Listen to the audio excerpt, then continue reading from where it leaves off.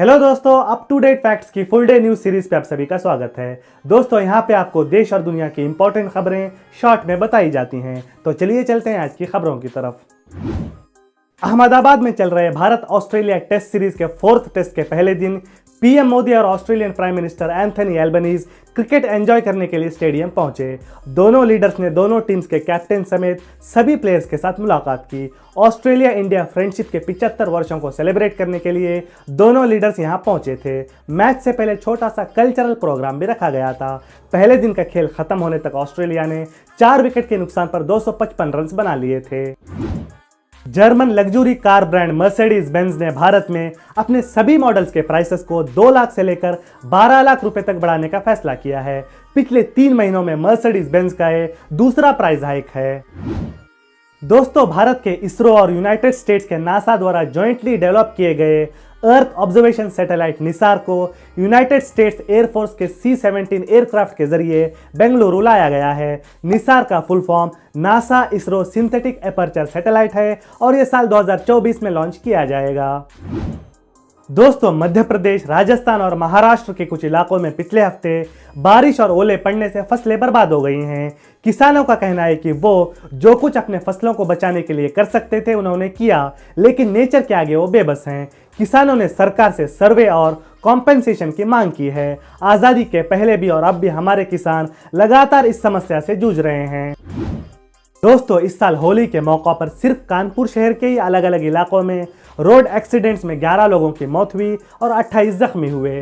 Police का कहना है कि बार बार अलर्ट किए जाने के बावजूद लोगों ने कोई प्रिकॉशंस नहीं लिए। इनमें से ज्यादातर एक्सीडेंट्स ओवर स्पीडिंग और ड्रिंकिंग एंड ड्राइविंग की वजह से हुए।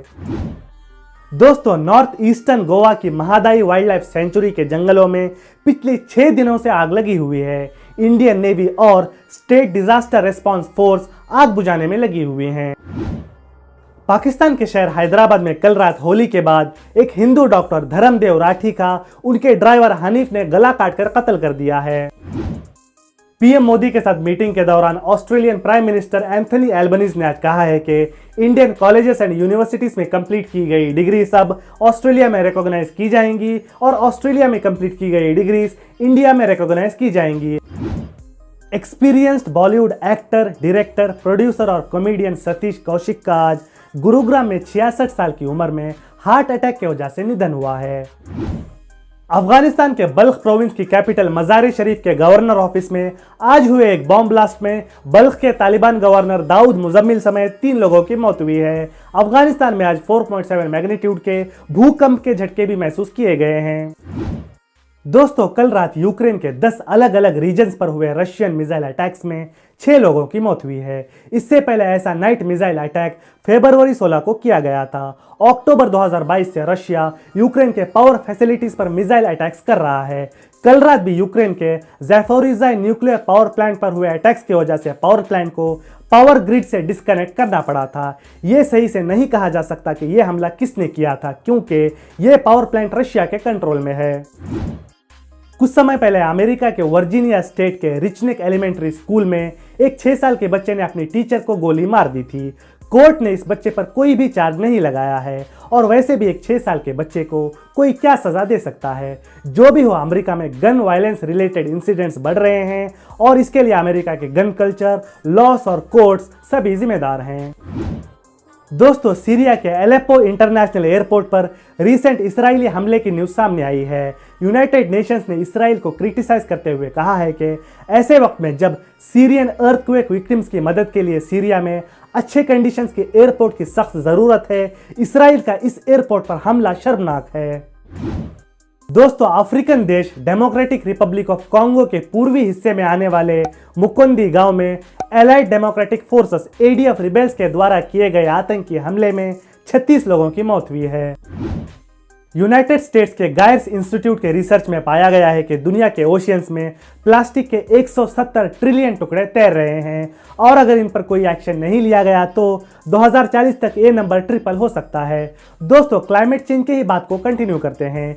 यूरोपियन यूनियन के वैज्ञानिकों ने पाया है कि यूरोप में इस साल रिकॉर्ड की गई सर्दियां यूरोप की पूरी हिस्ट्री में सेकेंड वार्मेस्ट सर्दियां थीं।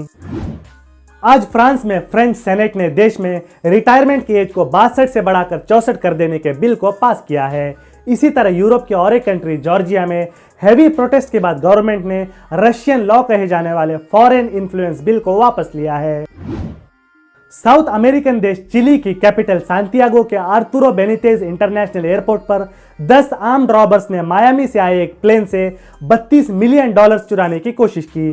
सिक्योरिटी फोर्सेस ने बरवक्त एक्शन लेते हुए इस रॉबरी को नाकाम कर दिया और इसमें 2 रॉबर्स मारे गए। Germany based Uyghur rights group world Uyghur Congress को उइगुर लोगों पर हो रहे चाइनीज जुल्म को दुनिया के सामने लाने और पीस एंड डेमोक्रेसी के लिए काम करने की वजह से नोबेल पीस प्राइज 2023 के लिए नॉमिनेट किया गया है।